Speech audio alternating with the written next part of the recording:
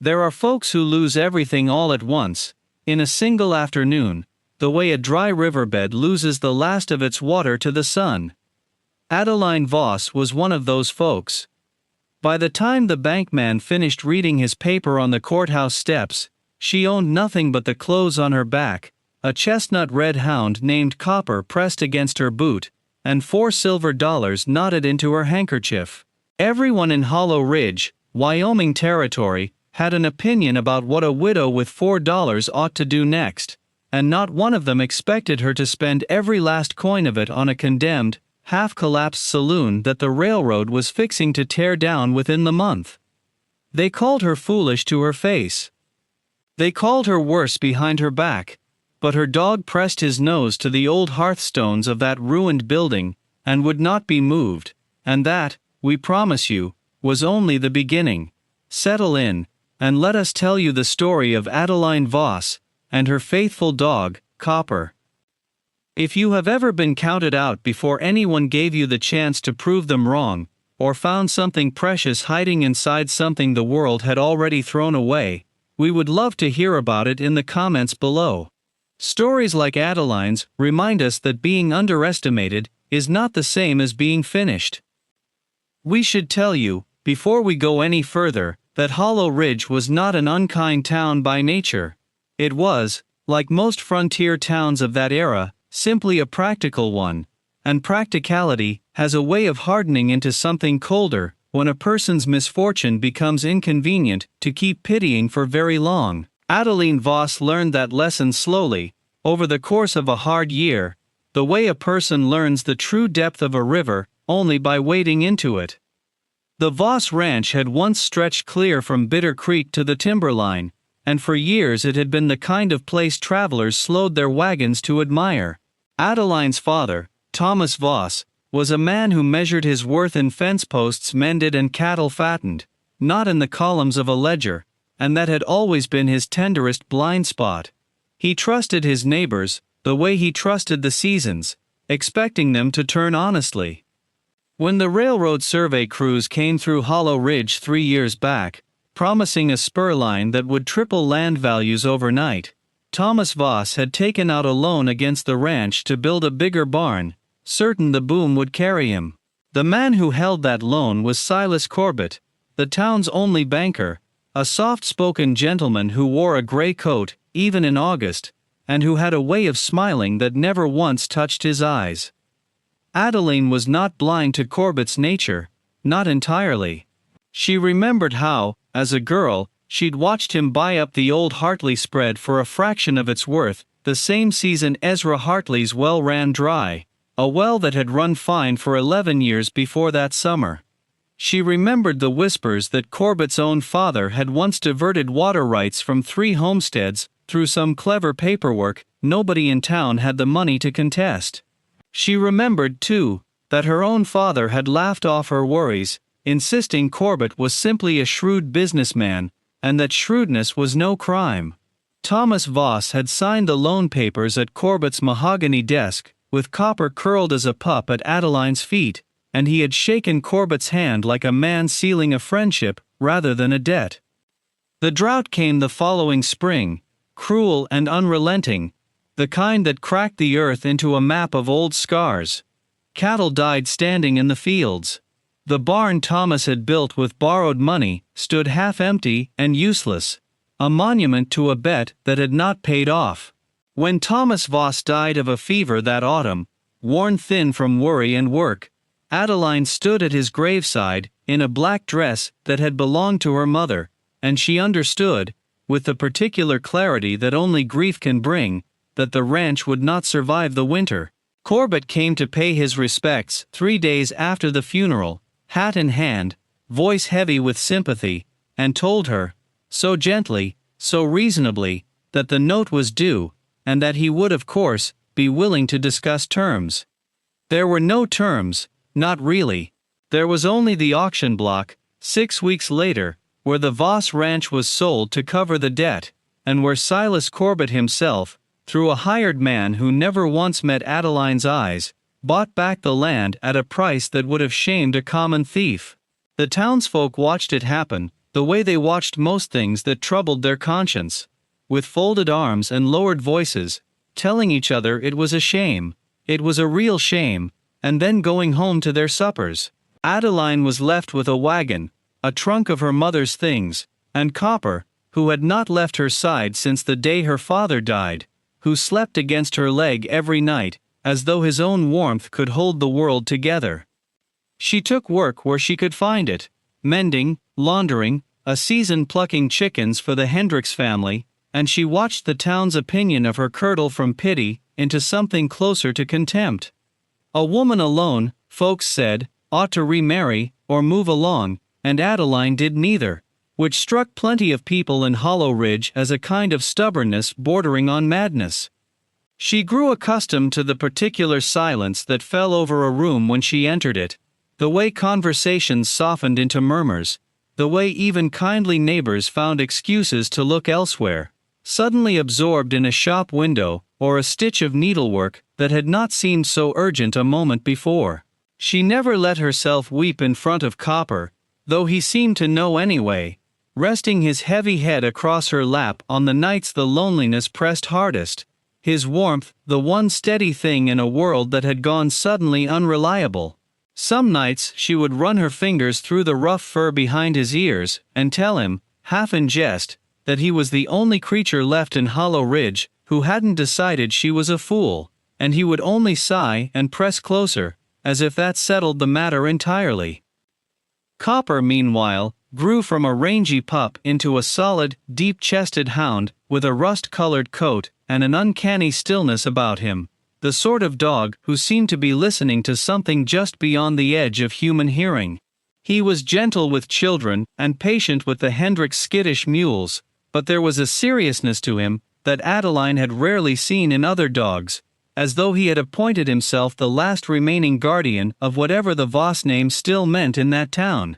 More than once, Adeline caught him sitting at the edge of town on his own, staring down Main Street toward the old Saloon building, ears pricked, tail unmoving, a low-sound building faintly in his chest, as though he were waiting for a door to open that no one else could see. She would call him home, and he would come, always, but he would glance back over his shoulder at that boarded-up ruin every single time, and something in that backward glance unsettled her in a way she could never quite name.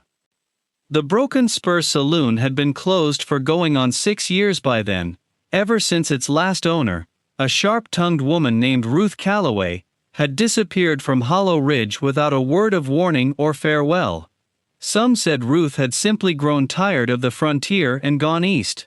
Others whispered that Corbett's father had run her off over some dispute nobody quite remembered the details of anymore.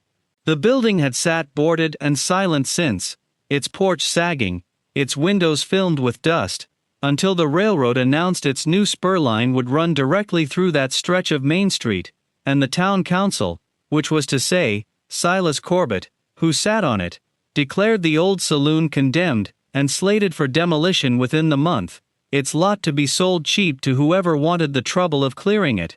We should tell you now, because it matters later, that not one soul in Hollow Ridge thought there was a single thing of value left inside those walls.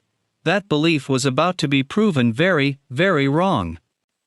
The auction for the condemned lot was held on a gray Tuesday morning, more formality than event, since everyone assumed the railroad's own agents would simply claim it for a token sum. Adeline had come to town that day only to deliver a basket of mending, her 4 silver dollars still knotted in her handkerchief, saved these past months for flour and the winter to come. But when the auctioneer, a tired man named Whitfield, called for bids on one condemned structure, Lot 14, to be cleared within 30 days, and the railroad's agent offered a lazy $2, expecting no competition at all, something in Adeline rose up that she could not entirely explain, even to herself. She thought of her father's barn, of Corbett's smile, of every door that had quietly closed against her since the funeral. She thought too of Copper, who had gone rigid beside her the instant Whitfield spoke the saloon's name, a low-sound building in his chest that was not quite a growl and not quite a whine. $3, Adeline heard herself say. The crowd's murmur turned to open laughter. The railroad agent, more amused than threatened, raised his bid to $3.50, plainly certain the matter was settled. Adeline untied her handkerchief with hands that did not shake nearly as much as she expected them to, and laid down every coin she had left in the world. $4, she said. That is all I have, and it is all I intend to spend. Whitfield, sensing perhaps that a woman with nothing left to lose was not a woman worth arguing with over pocket change, banged his gavel before the agent could think better of his own indifference. And that was how Adeline Voss came to own the condemned ruin of the Broken Spur Saloon, to the astonishment of the crowd, and the open scorn of half the town, who agreed among themselves, quite loudly, that grief had finally taken her mind. She walked home that afternoon with her dog at her heel, and her handkerchief empty, and she did not once look back at the faces watching her go. Now, we want you to hold on to that moment, the coins, the laughter, the empty handkerchief, because before this story is through, you will understand exactly why the whole town was wrong about what that $4 had actually bought. Adeline returned to the old saloon the following morning, with a crowbar borrowed from the Hendricks barn, and precisely 30 days to make some use of a building the town had already sentenced to ruin. The Broken Spur smelled of dust, and old pine, and something faintly metallic beneath it. The particular mustiness of a place that had been shut up and forgotten by everyone except the weather. Sunlight came through the gaps in the boarded windows in long gray blades, catching motes of dust that spun lazily, undisturbed, as though time itself had simply stopped inside those four walls the day Ruth Calloway vanished. Her boots left prints in a floor of undisturbed grime, and somewhere above her, a loose shingle ticked faintly in the wind. The only sound besides Copper's claws clicking softly against the warped boards, and the faint distant creak of the old bar mirror settling in its frame. We should mention here, that nobody in Hollow Ridge, not even the men who had drawn up the demolition order, had ever bothered to walk the full length of that old building since Ruth Calloway left it. Whatever secrets it held, had sat waiting, patient and undisturbed, for 6 long years. And within the hour, Adeline's own dog would be the first living creature to find them. Copper went in ahead of her, nose low, tail stiff, moving with the deliberate care of a dog who had walked into a room he did not entirely trust. He crossed the warped floorboards, past the ruined bar with its cracked mirror still clinging to the wall, past a scatter of broken glass and a moth-eaten poker table, and stopped at the hearth. It was a great stone fireplace, the kind built to warm a whole room of drinking men through a Wyoming winter, its mantel thick with dust, its firebox choked with old ash, and the collapsed remains of a chimney swallow's nest. Copper sat down in front of it, and would not be coaxed away.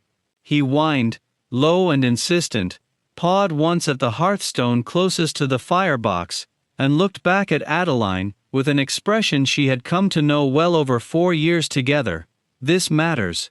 That look said, more clearly than words ever could.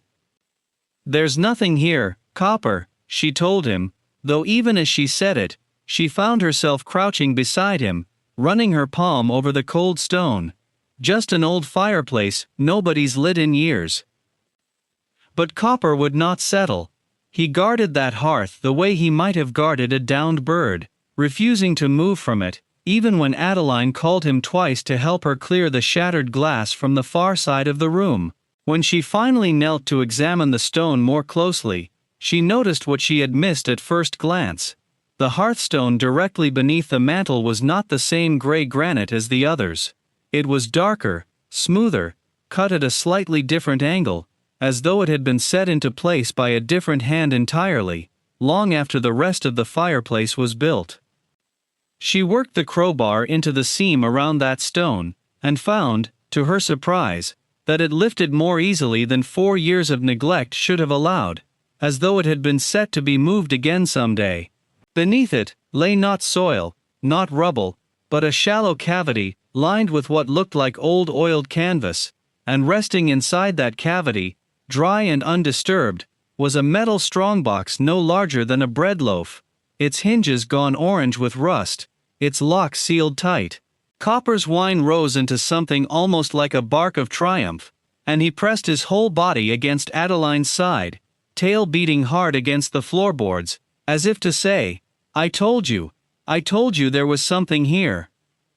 Adeline sat back on her heels in that dusty sunlit ruin, and felt her heart hammering in a way it had not since her father's funeral. She did not open the box that first afternoon. Something in her, caution, perhaps, or the old frontier instinct that told her secrets found too quickly were rarely simple ones, made her wrap it back in its canvas and carry it home hidden beneath a bolt of mending cloth. Copper trotting close at her heel the whole way, glancing back toward the saloon more than once as though he half expected someone to be following. That night, by lamplight, with Copper's head resting heavy across her feet, Adeline finally forced the rusted lock with a hairpin and a great deal of patience. Inside, she found no gold, no jewels, nothing so simple as treasure. She found papers instead, yellowed, brittle, carefully folded, along with a small leather ledger and a single tintype photograph of a sharp-eyed woman standing in front of the Broken Spurs fresh-painted sign. On the back of the tintype, in a strong slanting hand, was written a single name, Ruth Calloway.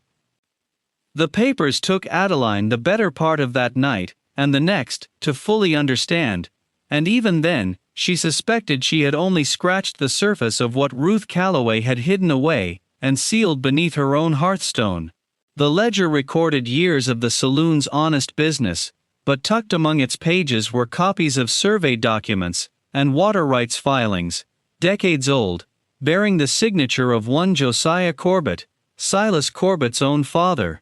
These papers detailed how Josiah Corbett had, through a quiet manipulation of county filings back when Hollow Ridge was young enough that few settlers understood such paperwork at all, redirected the shared creek water rights of 3 homesteading families onto land he'd claimed for himself, land that had since passed, whole and enriched, into his son's hands. One of those 3 families, the documents showed plainly, had been the Hartleys, whose well had mysteriously run dry the very season Silas Corbett bought their spread for a pittance. Another, Adeline realized, with a chill that had nothing to do with the night air, had been her own father's grandfather, generations back, meaning the very water that should have watered the Voss ranch through its worst droughts had, by quiet theft, never rightfully belonged to Corbett at all. Adeline turned the tintype over in her fingers more than once that night, studying the sharp set of Ruth Calloway's jaw, the steady challenge in her eyes even in a photograph faded thin by years. She found herself wondering what kind of courage it took for a woman alone to run a saloon in a territory like this one, and what it must have cost her to leave it all behind, rather than surrender the truth she'd uncovered. A folded letter at the bottom of the box, written in Ruth Calloway's own strong hand, and addressed to no one in particular, explained the rest.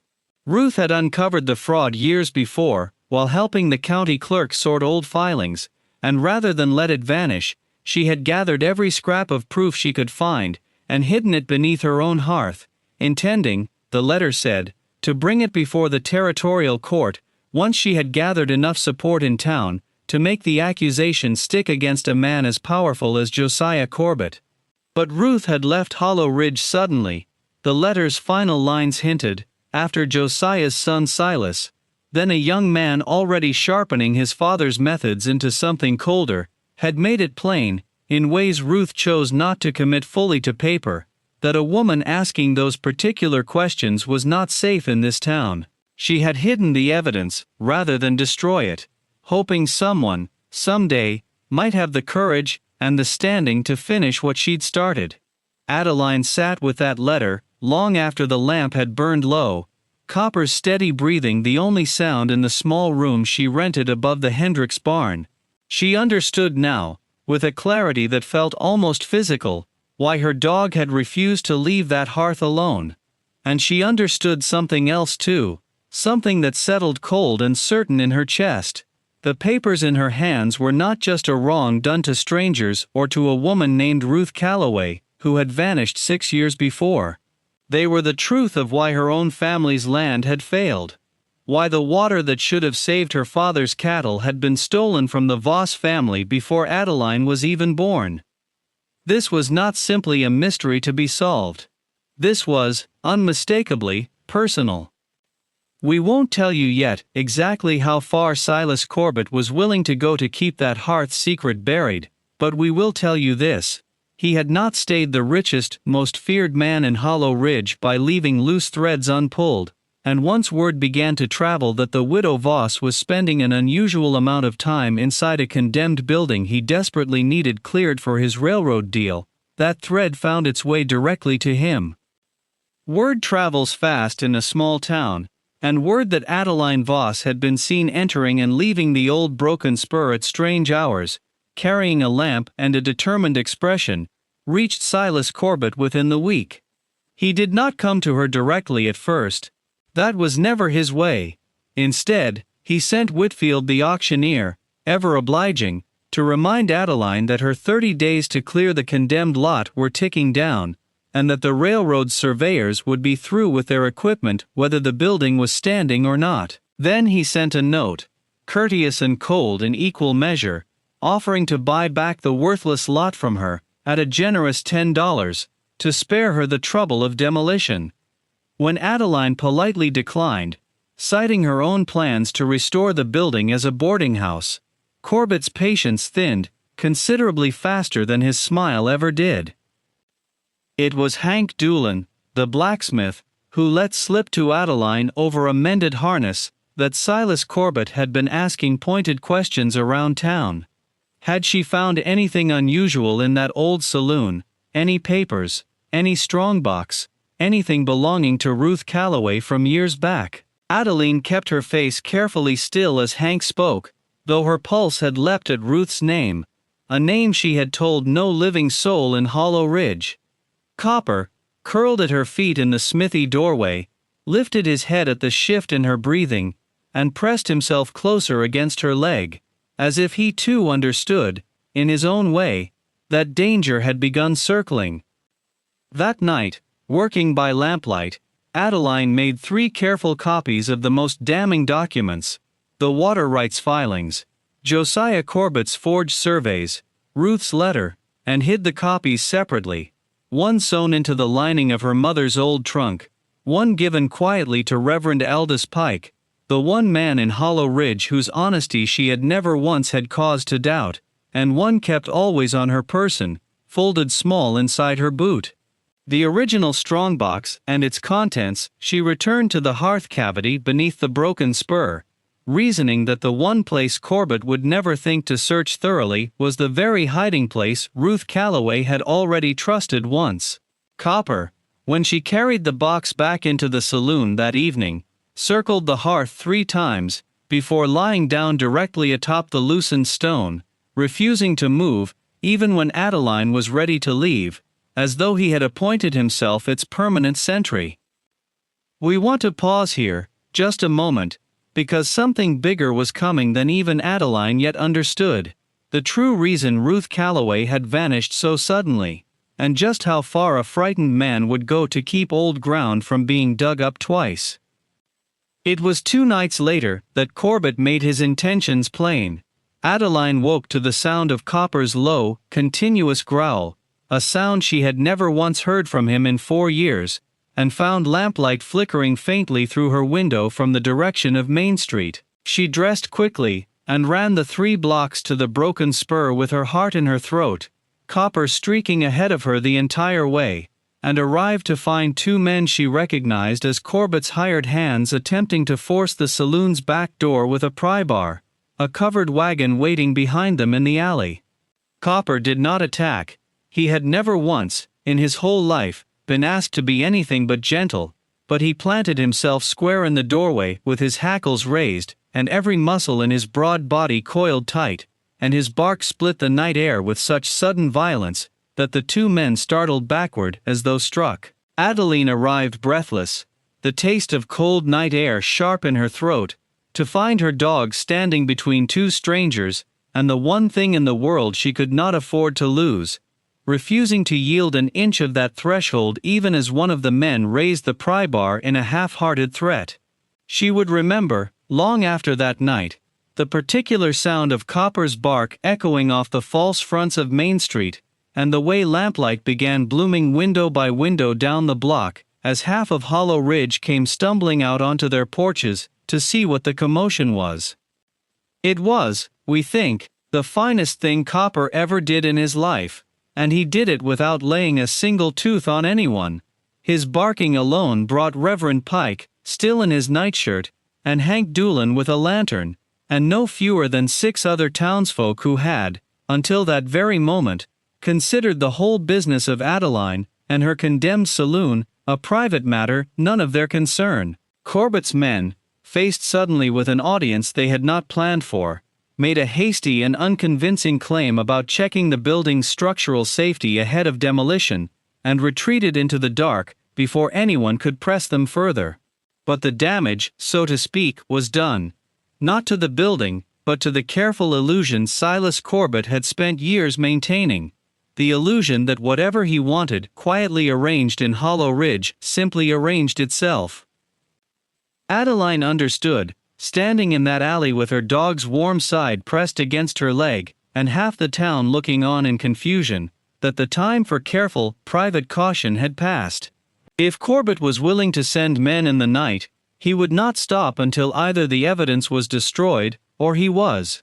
And so, we believe, that was the very moment Adeline Voss decided that Ruth Calloway's secret would not remain a secret one single day longer. The town meeting Adeline called for that Saturday was, by Hollow Ridge standards, an extraordinary event, held in the schoolhouse because it was the only building large enough, with Reverend Pike lending his considerable moral weight, simply by agreeing to stand at the front of the room beside her. Word had spread all week of the strange scene at the Broken Spur, and curiosity alone filled every bench, though we suspect more than a few folks came expecting to watch the widow Voss finally embarrass herself beyond recovery. Silas Corbett arrived last, as was his habit, settling into a seat near the back, with the same unbothered smile he wore to every occasion, a man supremely confident that no accusation a penniless widow could make would trouble a life he had spent 30 years constructing. Adeline felt her stomach tighten at the sight of him, at that same gray coat he had worn the day he shook her father's hand across a mahogany desk, and for one unsteady moment, she was a grieving girl again, watching her whole future signed away with a smile. But Copper leaned his full weight against her leg, steady and warm, and something about that quiet pressure gave her the courage to keep her spine straight and her voice, when it finally came, level. Adeline stood at the front of that schoolhouse with Copper seated calm and steady beside her, and she told them everything. She told them about Ruth Calloway, who had vanished 6 years before, after uncovering a fraud too dangerous to speak of safely in this town. She told them about the strongbox beneath the hearth, and what her own dog's instincts had led her to find there. She read aloud from Josiah Corbett's forged water filings, her voice steady even as gasps rippled through the room upon hearing the Hartley name, the Voss name, and 2 other homesteading families named outright as victims of a theft 3 decades old. She read from Ruth Calloway's own letter, and watched Silas Corbett's careful composure crack for the first time in living memory, as his father's name, and his own veiled threat against Ruth, was spoken plainly before the entire town he had spent his life quietly ruling. Corbett rose, of course, and tried what he had always relied upon: smooth denial, an appeal to reputation, a suggestion that a grieving widow's grip on reality could not be trusted. But Reverend Pike stepped forward, and produced his own copy of the documents, confirming every word, and Adeline drew the 3rd copy from her boot, and laid it on the table before the assembled town council for anyone to examine with their own eyes. It was Hank Doolan, of all people, who spoke first into the stunned silence that followed, reminding the room in his blunt blacksmith's way that his own father had always sworn the Hendricks well ran dry the same year Corbett's daddy redrew the county water maps, and that he'd always figured it for bad luck rather than bad dealing, until tonight. One by one, Other voices rose to echo pieces of the same old, half-buried suspicion. Decades of quiet unease finally given permission to speak itself aloud. Silas Corbett left the schoolhouse that night, a great deal quieter than he had entered it. His gray coat pulled tight against a chill that had nothing to do with the weather, and not one soul rose to walk him to the door. Hollow Ridge, we are glad to tell you, did not let the matter rest there. The Territorial Land Office, once presented with Ruth Calloway's original documents, opened a formal inquiry within the month. The forged water rights filings were overturned by court order the following spring, restoring rightful creek access to the three families Josiah Corbett had cheated a generation before, the Voss named chief among them. Silas Corbett, facing both the legal unraveling of his father's fraud and the collapse of the town's trust that had let him operate so freely for so long, found his railroad land deals suddenly scrutinized by investors who no longer cared to be associated with his name. Within the year, he had quietly sold off his remaining holdings and left Hollow Ridge altogether, a departure with considerably less fanfare than the one he had once arranged for Ruth Calloway. As for Adeline Voss, the town that had once laughed at her $4 purchase came, slowly and a little sheepishly, to see it differently.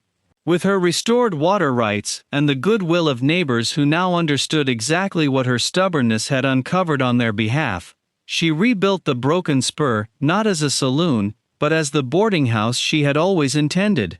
Its hearth, the very same hearth Copper had refused to leave alone, restored as its warm, welcoming centerpiece. She kept Ruth Calloway's tintype photograph framed above the mantel, a quiet tribute to the woman whose courage had waited patiently in the dark for someone willing to finish what she'd started, and travelers who stayed the night often found themselves asking about the sharp-eyed woman in the old photograph, and Adeline never once tired of telling her story.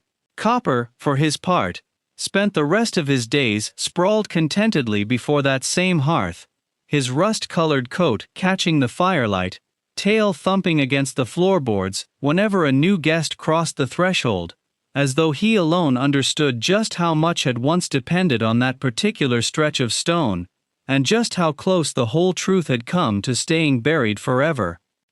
We think there is something worth sitting with in a story like this one, about overlooked value, about the things and the people a town, or a family, or a whole system, decides are worthless simply because it is convenient to believe so. A condemned building, a grieving widow, a dog too stubborn to walk away from a cold hearth, none of it looked like much, not at first, not to anyone standing on that auction ground laughing over $4 silver. Ruth Calloway's evidence sat quietly beneath cold ash for 6 long years, waiting. Adeline Voss sat quietly beneath the weight of other people's low opinions for nearly as long, waiting too, though she likely never thought of it in quite those terms. And so we leave you with the same question that seems to sit at the heart of both their stories. If you found a hidden piece of history, something the world had already written off as worthless, would you keep it quietly to yourself, or would you have the courage to share it? Until next time, stay close.